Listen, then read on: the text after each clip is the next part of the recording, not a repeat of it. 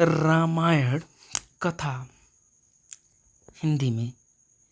चलिए आगे बढ़ते हैं। चित्रमय राम कथा प्रभु श्री राम की संपूर्ण कहानी क्या है, इस कहानी के बारे में हम अध्ययन करेंगे। इस कहानी का परिणाम हमें क्या मिलता है, तो कहानी में हम आगे बढ़ते हैं। प्रभु श्री राम पर कालांतर में कई रामायण लिखी गई है, जिसमें वाल्मीकि रामायण, रामचरितमानस, कंबन रामायण, हनुमद रामायण, आनंद रामायण, मूल रामायण, एक श्लोकी रामायण सहित और भी कई रामायण प्रचलित हैं। पेश है प्रभु श्री राम संपूर्ण कहानी संक्षिप्त रूप में। नंबर 1, त्रेता युग में अयोध्या के सूर्यवंशी राजा दशरथ की 3 रानियों कौशल्या, सुमित्रा और कैकेयी से 4 पुत्रों का जन्म हुआ, जिसमें श्री राम माता कौशल्या के पुत्र लक्ष्मण और शत्रुघ्न माता सुमित्रा के और भरत माता कैकेयी के पुत्र थे। नंबर 2, चारों पुत्रों की शिक्षा पूर्ण होने पर महर्षि विश्वामित्र राजा दशरथ के महल आकर राम और लक्ष्मण को अपने यज्ञ की असुरों से रक्षा करने के लिए जंगल के आश्रम में ले जाते थे। विश्वामित्र के आश्रम में श्री राम ताड़का का वध करके आश्रम की रक्षा करते हैं। नंबर 3 है, ताड़का वध के बाद महर्षि विश्वामित्र श्री राम और लक्ष्मण के साथ जनकपुरी की ओर रवाना होते हैं। रास्ते में वे ऋषि गौतम के आश्रम से गुजरते हैं। वहाँ श्री राम अपने पैरों से स्पर्श करके पाषाण में परिवर्तित हो चुकी अहिल्या को शाप मुक्त करते हैं। नंबर 4, इसके बाद विश्वामित्र श्री राम एवं लक्ष्मण को जनकपुर में सीता स्वयंवर में ले जाते हैं। वहां भगवान श्री राम शिव जी का पिनाक धनुष तोड़ देते हैं।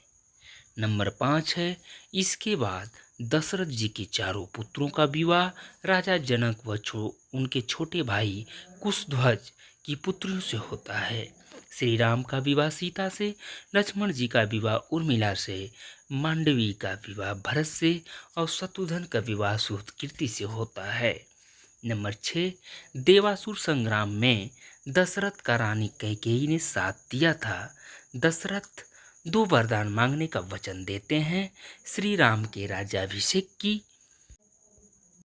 तैयारी के दौरान मंथरा के उकसाने पर रानी कैकेयी श्री राम को 14 वर्ष का वनवास और अपने पुत्र भरत को अयोध्या का राजा बनाने का वरदान मांगती हैं। नंबर 7 है, प्रभु श्री राम अपने पिता दशरथ के वचन को निभाने के लिए अपनी पत्नी सीता और भाई लक्ष्मण के साथ सन्यासियों का वेश धारण करके नियमों के तहत 14 वर्ष के लिए जंगल में चले जाते हैं। नंबर 8 है, प्रभु श्री राम लक्ष्मण और माता सीता को निषाद राज केवट नाव से गंगा पार कराते हैं। श्री राम पारितोषिक देना चाहते हैं तो केवट कहता है कि जिस तरह मैंने तुम्हें गंगा पार कराया, उसी तरह आप भी मुझे और मेरे परिवार को इस भवसागर से पार करा देना। नंबर 9 है, दंडक वन में रावण की बहन सुपर्णखा सुंदर अप्सरा नयनतारा का रूप धरकर कुटिया के बाहर बैठे श्री राम से विवाह करने का कहती है। श्री राम के इनकार करने पर वह लक्ष्मण से जिद करती है। फिर वह माता सीता को मारने दौड़ती है। यह देखकर लक्ष्मण जी उसकी नाक काट देते हैं। नंबर 10 है, अपनी कटी हुई नाक को लेकर सुपुर्खा अपने भाई और दंडक वन के असुर राजा खर और दूसर के पास पहुंचती है। बाद में श्री राम का खर और दूसर से युद्ध होता है, जिसमें दोनों का श्री राम वध कर देते हैं। नंबर 11 है, खर दूसर के वध का समाचार लेकर सुपर्णखा अपने भाई लंकापति रावण के पास पहुंचकर उन्हें भड़काती है और सीता की सुंदरता की तारीफ करती है। इसी के साथ वह कहती है कि आप वनवासी राम की सुंदर पत्नी का हरण करके ले आइए।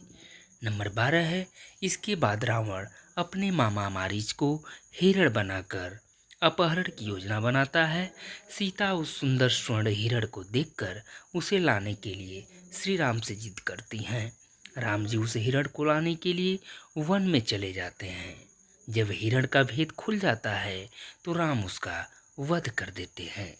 नंबर 13 है, बहुत देर तक श्री राम नहीं लौटते हैं तो सीता किसी अनहोनी की आशंका से लक्ष्मण को वन में श्री राम की सहायता करने के लिए भेजती हैं। लक्ष्मण जी एक लक्ष्मण रेखा खींचकर वन में श्री राम को ढूंढने चले जाते हैं। अगला पॉइंट नंबर 14 है, लक्ष्मण जी के जाने के बाद रावण सन्यासी का वेश धारण करके सीता से भिक्षा मांगता है और कहता है कि इस रेखा के पार आकर ही भिक्षा दे, तभी ग्रहण करूंगा। माता सीता यह गलती कर देती हैं और तब रावण अपने असली रूप में आकर अपहरण करके सीता को विमान में बैठाकर ले जाता है। नंबर 15 है, रावण जब विमान से माता सीता का अपहरण करके ले जा रहा होता है तब रास्ते में गिद्धराज जटायु उसे रोकने का प्रयास करते हैं और इसी प्रयास में रावण जटायु का वध कर देता है। नंबर 16 है, जटायु का अंतिम संस्कार करने के बाद श्री राम और लक्ष्मण सीता की खोज में निकल पड़ते हैं। खोजते हुए वे सबरी के आश्रम पहुंच जाते हैं।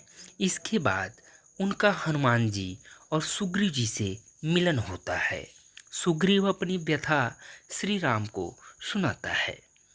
नंबर 17 है, सुग्रीव की व्यथा सुनकर राम जी बाली वध के लिए तैयार हो जाते हैं और सुग्रीव और बाली के युद्ध के दौरान राम जी बाली का वध करके सुग्रीव को किष्किंधा का राजा बना देते हैं। नंबर 18 है, सीता की खोज में जामवंत के कहने पर हनुमान जी को अपनी शक्तियों का आभास होता है और वे समुद्र लांघकर अशोक वाटिका पहुंच जाते हैं। वहां उनकी विभीषण से भेंट होती है। इसके बाद वे माता सीता को श्री राम की अंगूठी देकर श्री राम के बारे में बताते हैं। नंबर 19 है, इसके बाद हनुमान जी को मेघनाथ बंधक बनाकर रावण के समक्ष खड़ा करता है तो वे रावण को श्री राम के समक्ष समर्पण करने या युद्ध के लिए तैयार रहने के लिए कहते हैं। यह सुनकर रावण उनकी पूंछ में आग लगवा देता है। हनुमान जी अपनी जलती हुई पूंछ से लंका को जला देते हैं।